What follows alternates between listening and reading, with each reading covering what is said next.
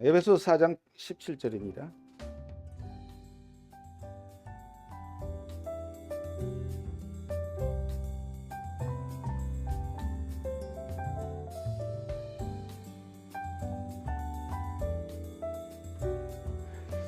오늘의 말씀은 명확하죠.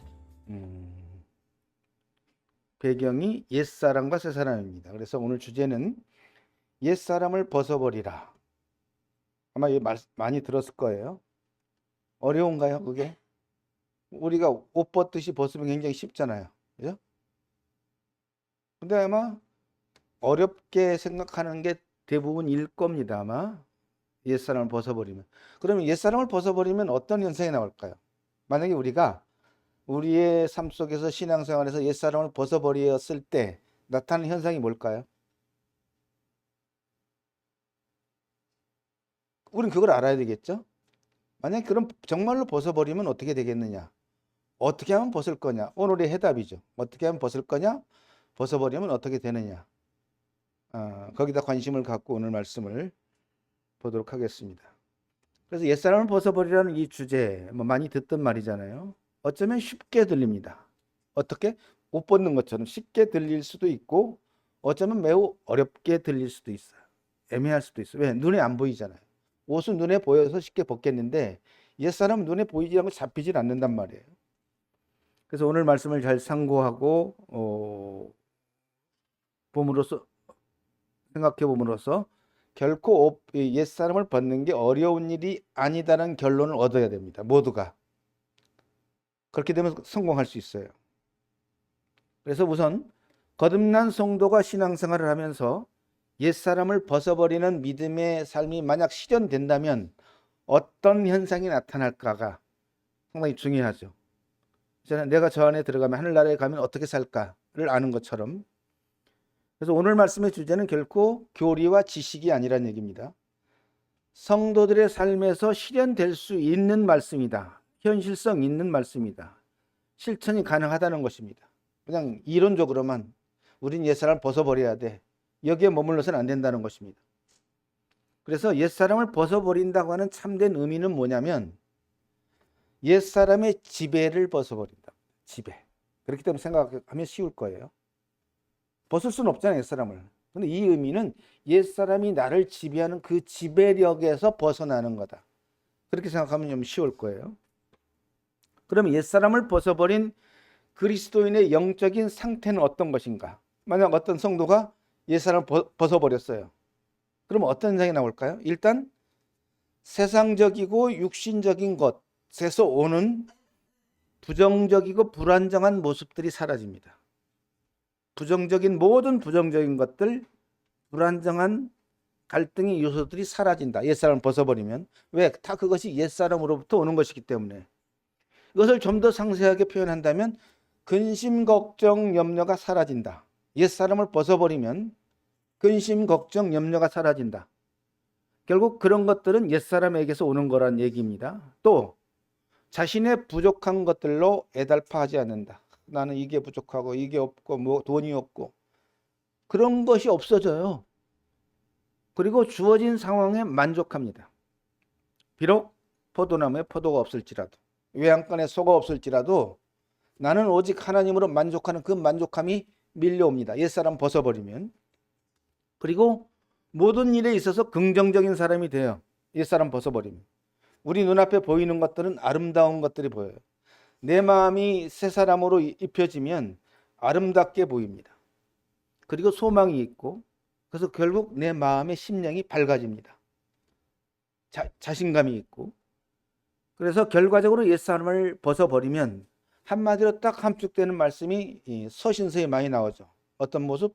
은혜와 평강이 넘칩니다. 옛사람을 벗어버리면 바뀐 건 하나도 없어요. 그걸로 인해서 은혜와 평강의 삶이 실현될 수 있다는 것입니다. 정말 우리들이 바라는 거 아닐까요? 간단합니다. 옛사람 벗어버리면 그렇게 될 수 있다는 것인데요. 이것을 다르게 표현한다면 오늘 말씀은 영에 속한 사람과 육에 속한 사람으로 대별할 수 있어요. 옛사람은 육에 속한 사람이고 새사람은 영에 속한 사람입니다. 이 극명한 차이점을 보여주는 것이에요. 그런데 그러한 영적인 분별력이 자기 내면에서 일어나야 돼요. 내가 지금 육적인 행동을 하고 있으면서 전혀 감각이 없다. 이건 어렵습니다. 지금 내 안에서 나오고 있는 말과 행동들이 육에 속한 것인지 영에 속한 것인지, 옛사람에서 나오는 것인지 새 사람에 나오는 것인지에 대해서 분별이 없으면 어려워져요. 최소한 그 분별이 일어나야 됩니다. 그래서 그런 자각, 분별의 자각들이 있다면 오늘의 말씀은 어렵지 않게 이루어질 수 있다. 그래서 오늘 말씀의 가장 중요한 해법은 어떻게 옛사람을 벗어버릴 것인가. 눈에 보이지 않는, 손에 잡히지 않는 이 영적인 문제인데 막연할 수 있습니다. 말씀을 통해서 그 해결책을 찾기를 바라고요. 오늘 말씀 보면 이방인이라고 하는 표현이 나옵니다. 그러므로 내가 이것을 말하며 주 안에서 증언하노니 이제부터 너희는 이방인이 그 마음에 허망한 것으로 행한 같이 행하지 말라. 이방인이 나옵니다. 이방인은 쉽게 표현하면 하나님과 상관이 없는 사람들이에요. 하나님이 백성이 아닌 뜻이고요. 그들은 하나님을 따르지 않습니다. 이방인은 육의 본성대로 살아가는 사람들이에요. 그런데 그런 이방인처럼 거듭난 성도 안에 있는 옛사람도 동일한 속성을 갖고 있다는 것이죠. 동일한 외적인 상태를 나타냅니다. 원래 이방인은 구원받지 못한 사람이고, 그럼 옛사람은 뭐냐? 구원받은 성도 안에 있는 육을 의미합니다. 처소가 전혀 다르죠. 그래서 17절에 보면 너희들은 이방인처럼 마음에 허망한 것으로 행하지 말라는 것이죠. 이방인은 그 본질이, 육의 본질은 허망한 것으로 행동하게 되어 있습니다. 너희들은 그런 사람이 아니기 때문에 그렇게 하면 안 된다 하는 것을 말씀하고 있습니다. 그 얘기는 다르게 표현하면 거듭난 성도가 구원받지 못한 이방인처럼 행동해서는 안 된다. 이건 다 알죠, 우리가. 그러나 성도가 옛사람의 지배를 받으면요, 자신도 모르게 이방인처럼 허망한 것으로 행동하게 돼 있어요. 자신도 몰라요. 자각을 못합니다. 그래서 이방인의 속성은 그 마음에 허망한 것으로 행한다. 그럼 이 허망한 것의 의미는 뭐냐? 실체가 없는 상상 속의 기대와 생각입니다. 실체가 없어요. 하지만 생각해요. 아, 나는 이렇게 잘 될 거야. 내가 저것만 잡으면 성공할 수 있어. 그런 생각. 지극히 주관적이죠. 그래서 자기 상상대로 세상의 가치관을 따라서 생각하는 게 허망한 것이에요. 그리고 이 허망한 생각의 본질은 뭐냐면 이기적입니다. 이기적인 자기의 욕심을 따라서 되어지는 본능적 생각. 인간은 누구나 그런 본능을 갖고 있어요. 육의 본능을. 거기서 나오는 것이 그렇다는 것입니다. 이런 경우는 대부분 다른 사람들은 인정하지 않아요. 특히 이 교회 가운데서는. 근데 자기만 착각해서 나는 이렇게 하면 뭐 이렇게 될 거야. 착각하면서 행동하는 게 바로 허망한 생각입니다. 그래서 허망한 것의 헬라의 의미는 뭐냐면 비뚤어진 또는 진리와 타당성이 없는 것으로 이렇게 나옵니다. 허망한 것은 비뚤어져 있어요.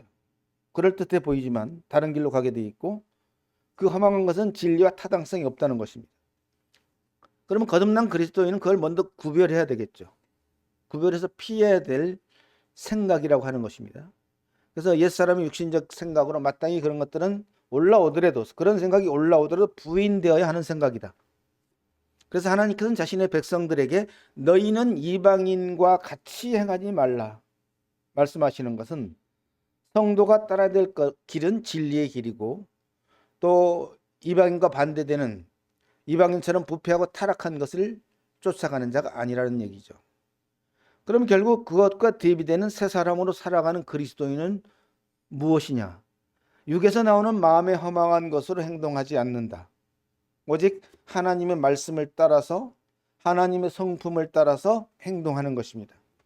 그럼에도 불구하고 거듭난 하나님의 자녀들에게서 옛사람을 벗어버리지 못함으로 인해서 뭐가 나오냐? 육의 습관을 따라 허망한 것을 행할 때가 있다는 것입니다. 반드시 있어요. 어쨌든 그리스도인에게 맞지 않는 그 허망한 것을 피하려면 자기 내면에서 작동하고 있는 옛사람의 지배를 벗어야만 가능하다. 그걸 벗지 못하면 불가능하다는 얘기입니다. 18절에 뭐라고 되어 있냐면 그들의 총명이 어두워지고 그들 가운데 있는 무지함과 그들의 마음이 굳어짐으로 말미암아 하나님의 생명에서 떠나 있도다 그랬습니다. 여기 총명이라고 하는 단어가 나오죠. 총명은 지각하는 것, 깨닫는 마음, 뛰어난 이해력을 의미합니다. 총명은. 근데 이방인은 총명이 어두워져요. 어떤 게 진리인지, 어떤 게 죄인지를 구별을 잘 못합니다. 어두워져 있기 때문에. 그들 가운데는 무지함과, 그래서 진리에 대해서 그들은 무지하고요. 또 그들의 마음이 굳어져 있습니다. 하나님 말씀이 들어갈 데가 없어. 굳어져 있어요. 그래서 하나님의 생명이 떠나 있는 거예요. 원리가 그렇습니다. 사람들은 누구나 기본적인 총명을 갖고 있어요. 그 총명은 두 가지가 있습니다. 육의 지배를 받는 총명이 있고 그 육의 한계를 벗어난 영적인 총명이 있습니다. 전자는 영적으로 어두워진 육의 총명이고요. 진리에 대해서 그렇다는 겁니다. 후자는 영적으로 밝아진 새 사람의 총명이 있어요. 틀리다는 것이죠. 그래서 성도에게서 옛사람을 벗어버리지 못하면 영적인 새 사람의 총명이 어두워집니다. 옛사람이 나를 지배하는 지배력이 강해지면 영적인 부분이 어두워져요. 그러니까 잘 구별이 잘 안 돼요. 분별이 안 됩니다. 분별력이 없어져요. 하나님이 요구하시는 구별된 삶을 살기 어려워지게 됩니다. 마치 이런 건물 안에 지금 이 전등이 있어서 환하잖아요. 전기가 나가면 어떻습니까? 어두워져요. 그럼 우리가 거기서 행동을 할 때 하긴 하죠. 근데 실수가 많고 어려움이 된다는 것이죠. 원리가 유사합니다. 성도가 육의 지배를 받으면 세상의 가치관과 하나님의 뜻을 잘 구별을 못해요. 그리고 육의 습관을 따라서 이방인처럼 영적으로 어둡고 진리에 대해서 무지한 삶을 살게 됩니다. 쉽게 말하면 육신적인 삶이 된다는 것입니다. 그게 옛사람 때문에 나오는 것이란 얘기죠. 그리고 이방인의 또 하나의 특징은 마음이 굳어져 있다는 것이죠. 아무리 하나님의 생명의 말씀을 들어도 무감각합니다. 각성하지 않아요. 경고의 말씀을 들어도 무서워하지 않습니다. 거듭난 성도가 옛사람의 지배를 받으면 영적인 반응을 할 수 없을 정도로 마음이 굳어져 있어요. 감동적인 말씀을 들어도 감동이 없죠. 경고의 말씀을 들어도 마음이 냉랭합니다. 굳어져 있기 때문에. 그리스도인이 이러한 이방의 육적인 상태들이 나타난다면 그 사람의 영적 상태는 심각한 것입니다. 심각해요. 세상 사람과 별 차이가 없어집니다. 이처럼 이방인처럼 굳어진 마음은 옛사람의 본질입니다. 그리고 인간 자아의 본성이고요. 그래서 하나님의 말씀을 들어도 무감각해서 마음속에 들어가질 않아요. 말씀을 한 귀로 듣고 한 귀로 흘러보내게 됩니다. 그러니까 당연히 순종의 삶을 살 수가 없게 되죠. 당연히 하나님이 기뻐하는 삶을 살 수가 없습니다. 뿐만 아니라 그게 자기 자신에게 나타납니다. 어떻게 나타나냐면 마음의 평안이 없어요. 왠지 뭘 해도 돈을 벌어도 마음의 평안이 없어요. 그리고 그리스도의 향기가 나오지 않아. 곤고한 삶이, 영적으로 곤고한 삶이 됩니다. 이유를 모르겠지만 육의 지배를 받고 있다는 얘기예요. 로마서 1장에 그런 말씀이 있어요. 하나님을 알되 하나님을 영화롭게도 아니하며 감사하지도 아니하고 오히려 그 생각이 허망해지고 미련한 마음이 어두워졌나니. 그 사람의 내면을 옛사람이 지배하면 아무리 거듭난 성도를 할지라도 무감각한 영적인 상태가 됩니다. 이런 상태에서 교회에 다닐지라도 그가 드리는 예배는 형식적인 예배가 돼요. 습관적인 예배가 됩니다. 신령과 진정으로 드리는 감동적인 예배가 안 된다는 것입니다. 아무리 말씀을 많이 들어도 그냥 하나의 이론과 지식이고 그 말씀이 자신에게 능력이 되지 못해요. 그렇잖아요. 말씀을 수없이 들어도 그 말씀이 내게 힘이 되고 내게 위로가 되고 나에게 힘이 돼요. 그래야 정상이잖아요. 그게 안 돼요. 굳어져 있기 때문에. 말씀이 들어갈 곳이 없어서 그렇습니다. 성도의 마음을 옛사람이 지배하면 또 영적으로 어두워집니다. 허망한 생각이 그를 지배하고 진리에 대하여 미련한 마음이 들어서 진리를 추구하지도 순종하지도 못하고 영적으로 무감각한 상태가 됩니다. 그래서 육신의 요구를 습관적으로 행하는 삶을 나도 모르게 살게 돼요. 그러면서 결과는 뭐냐? 믿지 않는 자가 차별이 별로 없어진다. 이방인처럼 살게 된다. 결국 육의 지배 때문에 그렇다는 얘기입니다. 19절에 보니까 그들이 감각 없는 자가 되어 자신을 방탕에 방임하여 모든 더러운 것을 욕심으로 행하되. 방탕에 방임한다. 거듭난 성도가 이 정도가 되면 영적으로 거의 망했다고 봐도 됩니다. 거의 망했다. 이런 성도는 주님을 멀리하고 모임을 떠나는 거 아주 쉽습니다. 주님을 멀리하는 거 아주 쉬워요. 육신대로 세상 사람들처럼 살아가는 것이 너무나 쉬워지는 것입니다. 아주 위태로운 상태가 되는 것이죠. 그리고 영적으로 무감각하게 되면 더러운 것을 더럽다고 느끼지 못합니다. 악한 것을 악하다고 느끼지 못하는 언행이 나오고 믿음이 없는 행동을 하면서도 죄의식을 느끼지 못하는 생활을 하게 돼서 결국 자신이 나도 모르게 방탕에 방임하게 되는 결과를 얻게 된다는 것입니다. 자기는 몰라요, 그 순간. 성도가 이러한 삶을 산다면 그는 지금 심각한 영적인 질병에 걸렸다고 봐야 됩니다. 이처럼 옛사람이 지배하는 삶을 산다는 것은 곧 하나님의 생명에서 떠나 있다. 물론 거듭난 성도는 완전히 떠나지 않아도 일시적으로 떠나 있는 것이에요. 영적으로 분리되어 있다는 의미입니다. 하나님의 자녀로서 이러한 삶은 매우 비참한 삶입니다. 그 사람의 삶에서 그리스도 향기가 아닌 육적인 악취가 나는 삶이 될 수밖에 없다는 것입니다.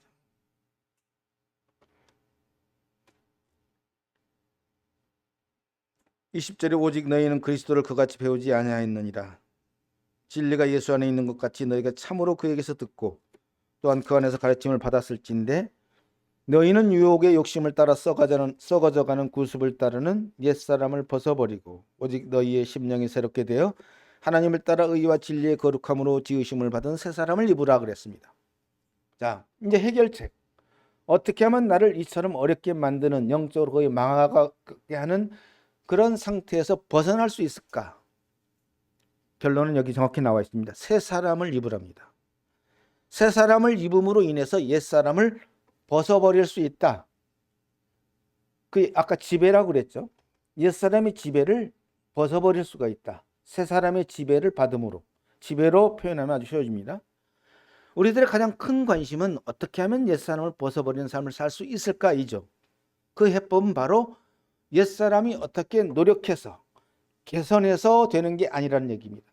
바로 새 사람이 옷을 입음으로써 그 안에 있던 옛 사람이 새 사람에게 잠식이 되는 것이죠. 지배를 당하는 겁니다. 지배력을 상실합니다. 그래서 새 사람의 지배력으로 바뀌게 주인이 바뀌는 것이죠. 그렇게 되면 옛 사람을 벗어버리게 되는 결과에 도달할 수가 있어요. 자, 우리들이 예수님의 크신 은혜와 사랑을 받아서 죄사함을 받았습니다. 그리고 영원한 생명을 얻었습니다. 그리고 그러기 위해서 예수님은 죽기까지 낮아지셨고 십자가에서 희생하시면서 우리를 구원해서 우리는 그 큰 사랑으로 인해서 예수님을 주로 모시고 이제는 육의 지배가 아닌 예수님의 지배 속으로 들어갔어요. 그게 바로 거듭난 성도의 삶입니다. 육의 지배가 아닌 옛사람의 지배가 아닌 우리 주님의 지배 속으로 들어가는 게 바로 거듭난 성도들입니다. 우리는 이렇게 그리스도를 배웠죠. 그리스도를 올바르게 배운 성도라면 성도의 삶이 비신앙인들과는 분명한 차이점이 있어야 한다. 어떤 면에서? 모든 면에서입니다. 모든 분야에서 거듭나기 전과는 달라져야 한다. 성도는 더 이상 습관을 따라서 행동하거나 육신의 욕구에 따라서 사는 것이 아니라 예수를 주로 삼고 예수님의 말씀에 순종하면서 예수님을 따라가는 신앙생활을 하는 게 정상이라는 것입니다. 그래야만 우리는 22절 나오는 유혹의 욕심을 따라 썩어져가는 구습을 벗어버릴 수가 있어요. 그 길을 걸어가지 않을 수 있습니다. 이런 일이 되기 위해서 우리들의 가장 큰 해법은 새 사람을 입는 거예요. 그 새 사람을 입기 위해서 먼저 성도는 자신에게서 나오는 옛사람의 정체를 분명하게 분별해야 됩니다. 현재 자신이 말한 것이나 행동한 것이 옛사람에게서 나온 것인지 아니면 새 사람에서 나온 것인지에 대한 구별이 안 된다면 해결책을 찾을 수가 없을 것입니다. 성도가 영적으로 어둠 가운데 있으면 무지함이 나타난다고 그랬죠. 그래서 믿음이 없는 행동으로 문제의식을 못 느껴요. 죄를 지으면서 죄의식을 못 느끼는 것 동일한 원리입니다. 그런데 우리는 결과적인 열매를 보면 알 수 있어요. 사람에게서 나오는 행함의 열매를 보면 이게 옛사람에서 나온 것인지 아니면 새 사람에서 나온 것인지 분명히 알 수 있습니다.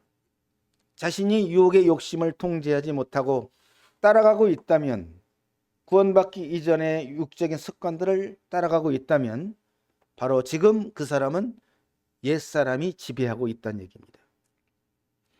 우리들은 자신에게서 행동으로 맺혀지는 하나의 그 열매를 사실은 제거할 수가 없습니다. 따라서 우리는 그 본체, 열매를 맺게 하는 그 본체의 옛사람의 뿌리를 잘라야 된다는 것이죠. 그게 바로 옛사람을 벗어버리는 핵심이 됩니다. 성도에게서 분별력을 없다면 그 분별력을 회복하는 가장 좋은 방법이 있어요. 첫 번째는 분별력이 회복돼야 됩니다. 그것은 진리의 빛을 찾아가면 됩니다. 영적인 상태가 어두우면 하나님의 말씀을 보아도 별 깨달음이 없어요. 성경 읽어요, 매일. 그래서 그 어둠을 물리쳐달라고 기도해야 합니다. 기도하고 진리에 창념해야 돼요. 진리의 빛을 찾아야 됩니다. 그리고 성도가 말씀을 읽어도 들어도 빛이 잘 들어오지 않을 때가 있어요. 그것은 다르게 표현하면 자기 자신이 높아져 있기 때문이기도 합니다. 마치 물은 높은 데서 낮은 곳으로 흐르듯이 이 진리의 말씀도 겸손한 자에게 흘러들어가게 되어 있기 때문입니다. 그런 분별력을 갖고 옛사람을 벗어버리기 위해서 해결책을 찾아야 되는 것이죠. 가장 좋은 해결책은 바로 아까 말씀드린 것처럼 새 사람을 입는 것이라고 그랬어요. 자, 고린도전서 5장 17절에 우리가 외우고 있는 것처럼 그런즉 누구든지 그리스도 안에 있으면 새로운 피조물이라.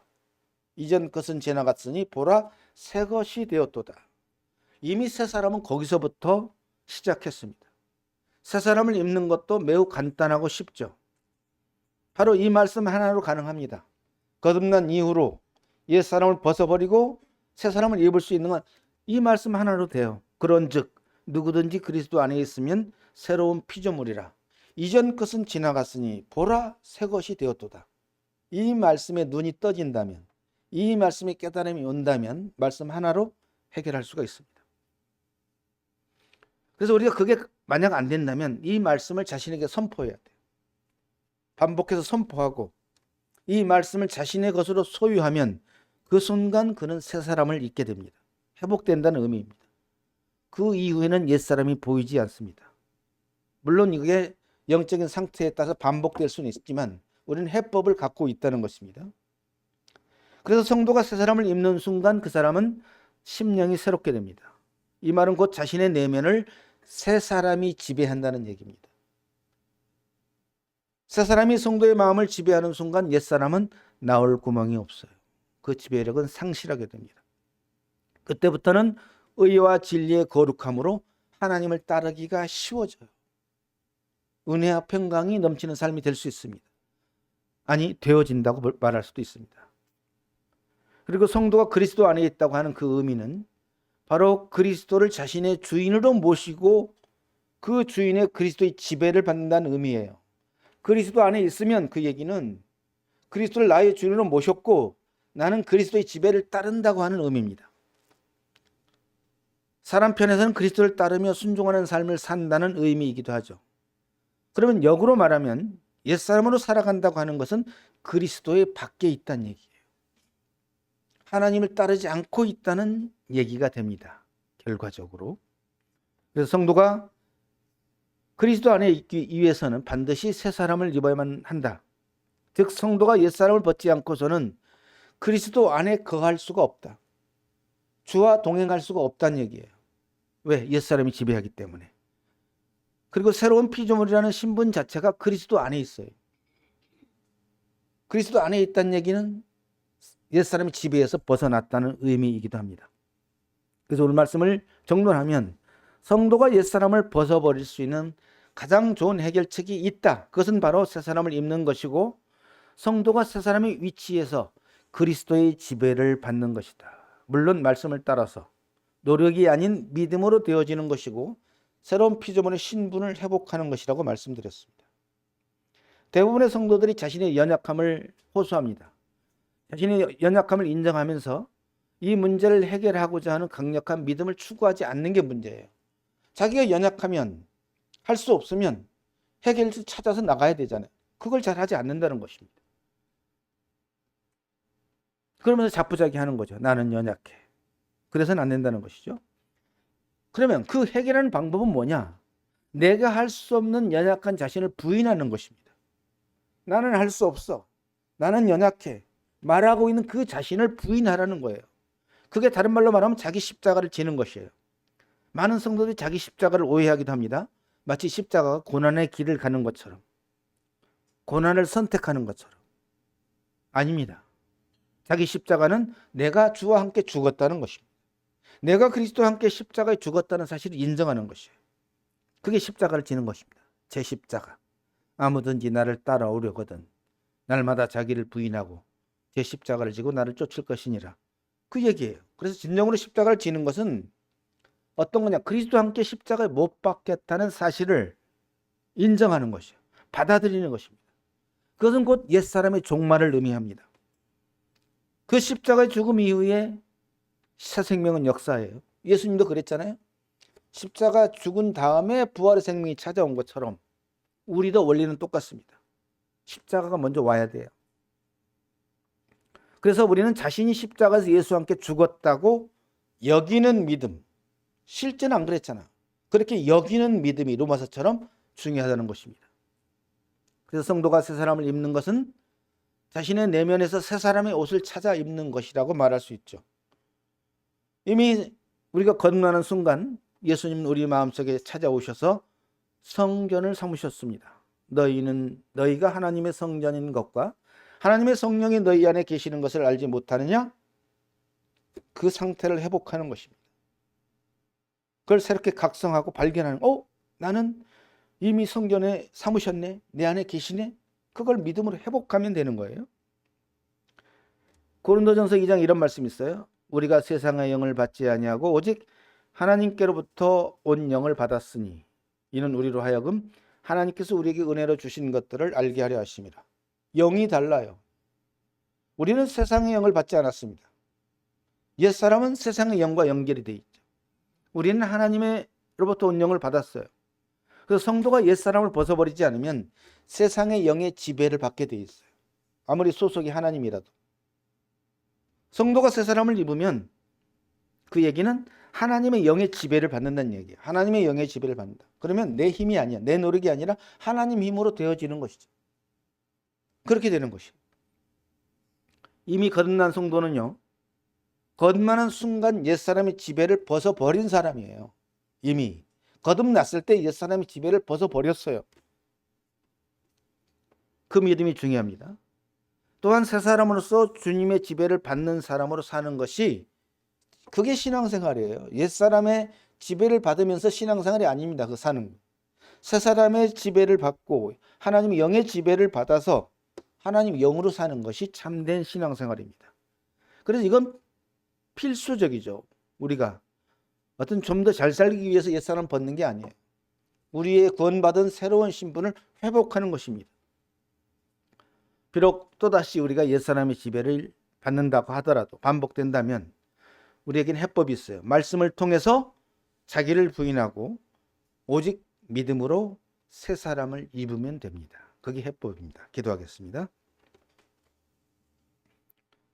지금도 살아서 역사하시는 하나님 아버지, 하나님께서 참 우리가 죄에서 구원받을 그 순간 우리는 이미 옛사람을 벗어버렸고 새 사람을 입은 그리스도 안에 있는 새로운 피조물이 되게 하여 주셨습니다.